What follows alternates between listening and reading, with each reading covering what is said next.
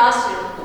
And the reason why I chose the title The Classroom is because I'm about to give you a full-on lesson, English lesson, on a Monday evening. So brace yourself. So my topic for today's lesson is figures of speech. So to try and unpack this concept of figures of speech, I am going to name and identify the figures of speech. Number 2, give examples of the figures of speech, and ultimately show you how these figures of speech are used in poetry. So one might wonder, what are figures of speech? So figures of speech are phrases or words that are used in a non-literal form, instead of using it in a casual or the way that they're used in everyday life. So I'll give you an example. So when I say, Mr. Ngosi is tall, that is a normal or casual form of words that we use in our everyday life.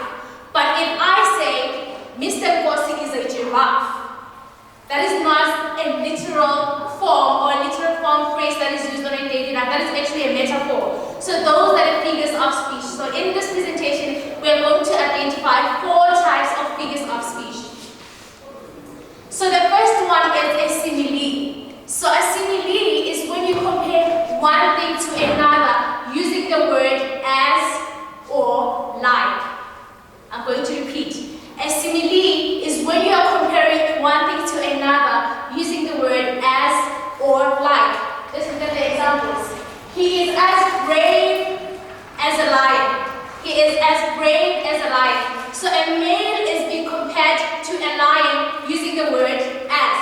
That is a simile. You're comparing one thing to another using the word as.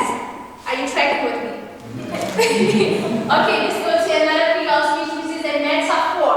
So a metaphor is when you are comparing 2 things that have common traits, but in general they are different.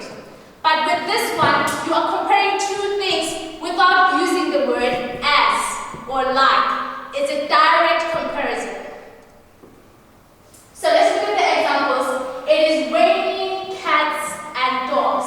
That is the first example. The second example is, he is the star of the classroom.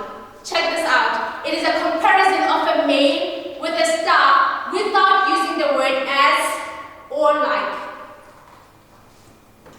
Okay, let's go to the third figure of speech, which is alliteration. Alliteration is the consonant sound that is used at the beginning of multiple words in a sentence. A consonant sound that is used in multiple words in a sentence.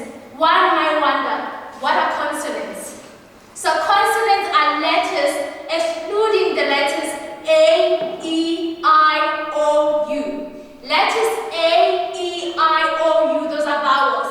So all the remaining letters from A to Z, those are consonants. So a consonant alliteration is the use of the consonant sound initially in words, in multiple words in a sentence.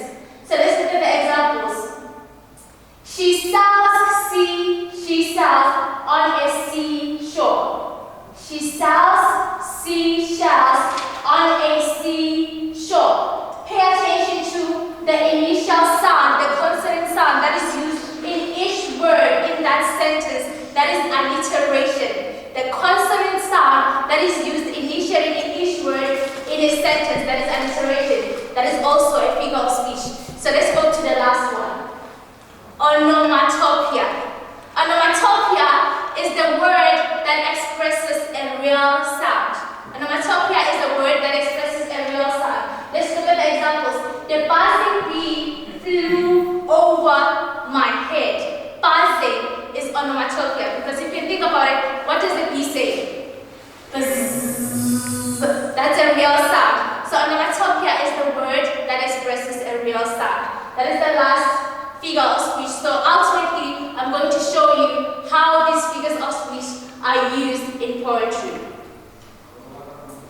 So this is the poem that I chose. I'm just going to read it quickly.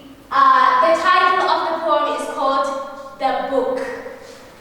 My best friend is a book, which doesn't give me a weird look. It is like a golden door, which takes me to a land where I've never been before. Pay attention